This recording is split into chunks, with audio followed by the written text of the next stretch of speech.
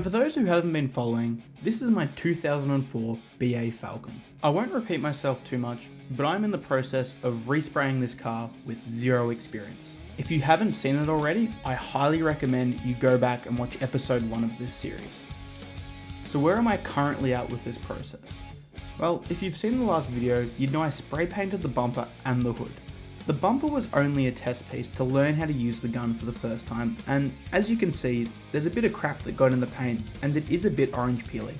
Well, since then, I had a go at sanding it down with 2000 grit, 3000 grit, and then hitting it with an aggressive polish, and the results have surprised me. It's certainly not perfect, but it has made a massive difference to the finish. As I said, this bumper is not going on the car. It was simply a test piece to use to learn to paint and sand. But given the results I got wet sanding, I'm hoping that I can recover the bonnet just as well.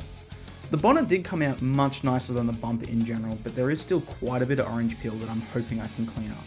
Now it is a little bit dusty, but anyone with a keen eye is gonna notice that there is some dints and marks in the bonnet, and admittedly, that's because my bodywork was not that good.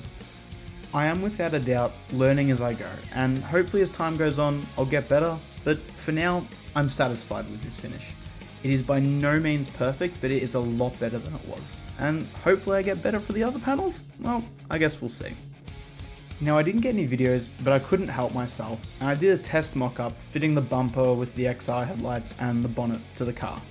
And I gotta say, seeing this for the first time, it made me pretty excited, especially given the way the car used to look like. I know some people probably like it, but I just think the stock bars look bland. So this is a good motivator for me. So, what's next?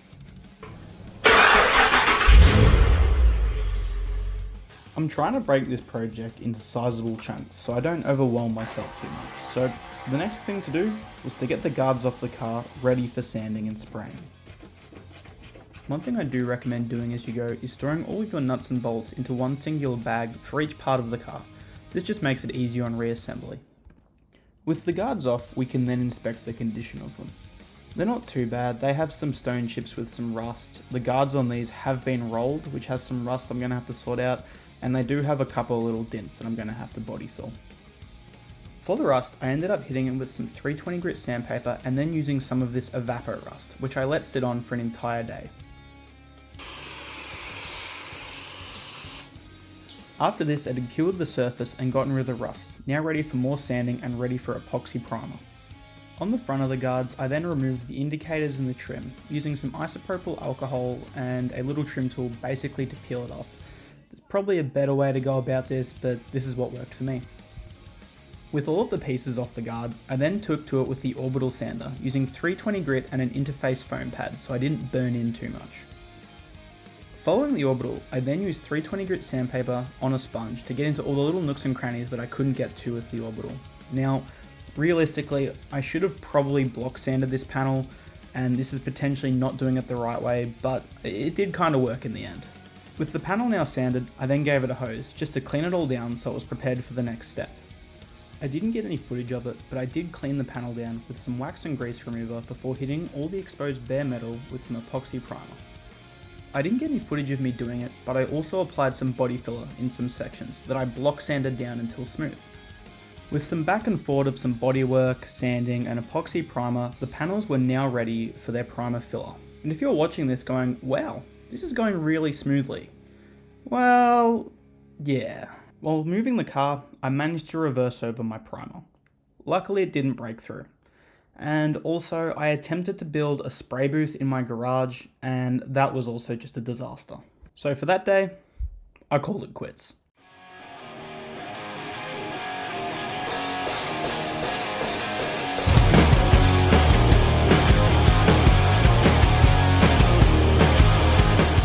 The next day was paint day, which means setting up this cheap, crappy gazebo that I bought off Amazon with some walls. It is by no means a good solution, but it's better than nothing. I don't have a spray booth, I do have the undercover area, but I need something a bit more enclosed to stop things getting in the paint. It is annoying to set up, it always flaps around, but it's seriously the best I can do at the time. With this all set up, it was time to lay some high build 2K primer. Apologies for the footage, I have the camera outside as I don't want it to get covered in paint. Now, I'm not quite sure why, but my gun was spraying really weird with the primer. I always do a test spray through the gun with some thinners just to make sure it's clean and the spray pattern was right, and that was fine, but as soon as I used the primer, it wasn't a wide enough fan, and I tried adjusting everything, increasing the air pressure, but it just didn't change, but I made do. After 3 coats of high build primer, it was ready for sanding. As you can probably see in the footage, it didn't lay very well, but it's just primer, it just gets sanded down, so it's not really a big deal. Using a sanding block, I sanded the whole thing down with 400, trying to do an X pattern to block it back as well as possible. I also used a sponge for some of the curved sections, so I wasn't trying to push down with my fingers, but curve the sponge around the material. After the 400, I then hit it with 800 to get it prepared for the base coat. After this, I inspected all the panels with some wax and grease remover laid on to see if I could notice any warbles or dints in the paint. Thankfully, unlike the bonnet, they were looking pretty straight. Again, apologies for the footage, but then it was back into the booth. I laid on 4 coats of my base coat just to ensure proper coverage, as the breeze colour is quite light, and then I did 4 coats of clear. Now, a lot of people probably say this is too many coats, but I know I'm going to get orange peel in this finish, so I was going to do 4 coats of clear so that I could adequately sand it back and hopefully get a smooth finish. Now, I am kind of skimping over the painting details, as this isn't going to be a technical video, but just know that I tried to do as many things as I could to make sure this was right. I laid water on the floor, I made sure to wax and grease remove the panels, I made sure to tack rag the panels, and I was trying to keep the gun at a consistent distance from the panel. The biggest error I think I made on this run through is these are the first panels that I painted side on, and I laid it a little bit too thick. So after all of this effort, how did I do?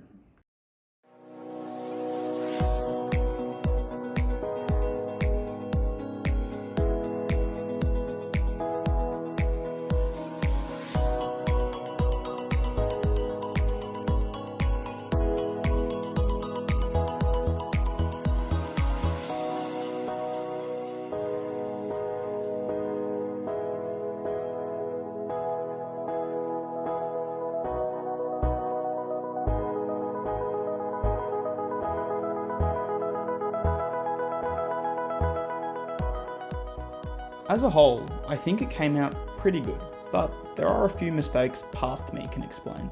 Just finished spray painting a couple of the guards for my Falcon, which I'll show you guys. And as you can see, this time around, I think I've done a much better job with the bodywork. So these had a couple of dents that I had to repair, and to me, they look pretty straight.